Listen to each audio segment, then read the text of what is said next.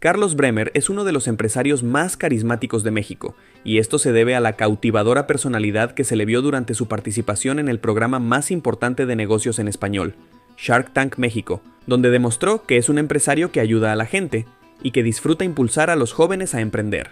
Asimismo, el buen Carlos es uno de los empresarios más conocidos y destacados del país. Es una de las manos derechas del actual presidente Andrés Manuel López Obrador, y es de los hombres poderosos de México que más apoya al deporte, siendo uno de los hombres clave en el impulso de la carrera de Saúl El Canelo Álvarez, el mejor boxeador a nivel mundial. Incluso se habla que la fortuna del empresario asciende a los 67,000 millones de dólares, cantidad que superaría el patrimonio neto de Carlos Slim Helú, quien actualmente es el hombre más rico de Latinoamérica con una fortuna de 55,930 millones de dólares.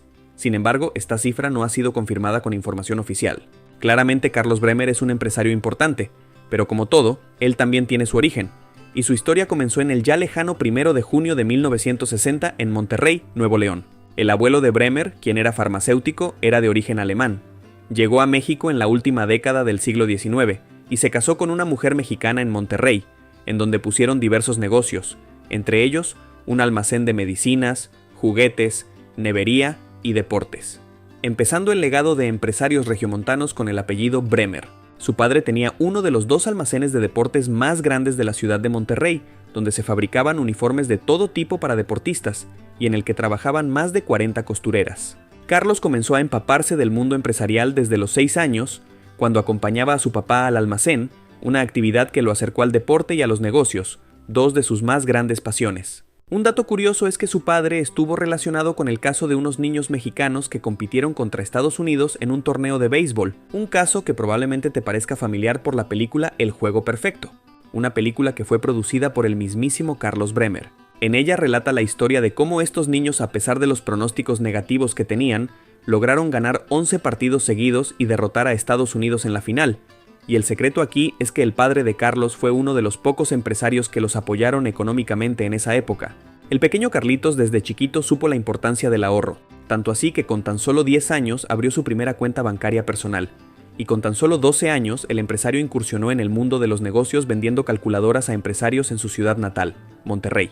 Desde entonces tenía el deseo de poner un negocio propio, y vio que los videojuegos eran una buena forma de hacer dinero, porque en Estados Unidos este tipo de negocios eran bien remunerados.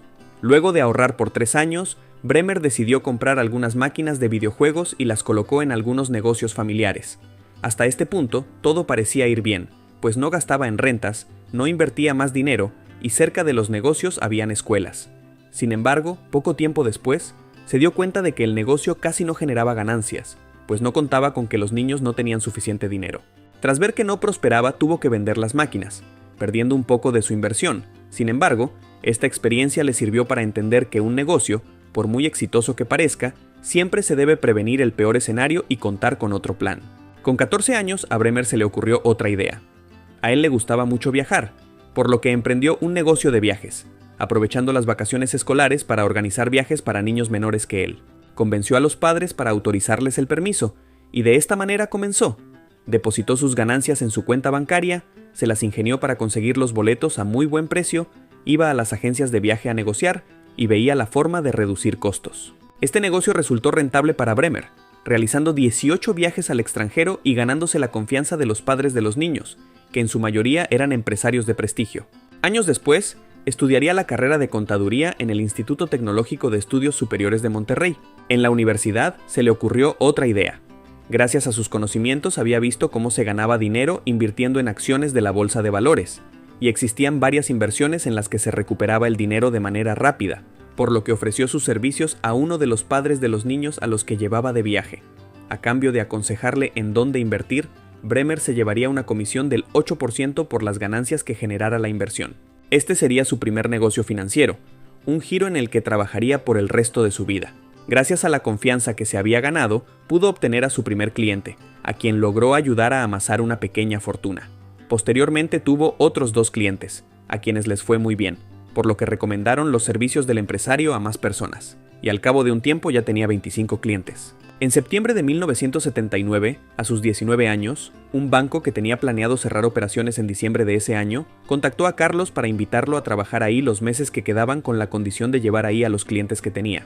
Le ofrecían pagarle 4,000 pesos, pero Carlos les puso la condición de que le pagaran comisiones, lo que aceptó el banco. Poco después, uno de sus amigos entró a trabajar al mismo banco, por lo que Bremer aprovechó para encargarle el manejo de sus 25 clientes, mientras él se encargaba de salir a las principales avenidas de Monterrey a tocar a las puertas de las empresas para ofrecer sus servicios financieros. Al principio no le iba tan bien, pues de cada 10 puertas que tocaba, solo 2 o 3 se mostraban interesadas. Sin embargo, poco a poco fue ganando clientes importantes y al cabo de un tiempo se convirtió en jefe de ventas. El banco no cerró, pues se había recuperado financieramente y en pocos años se convirtió en el mejor de todo Monterrey.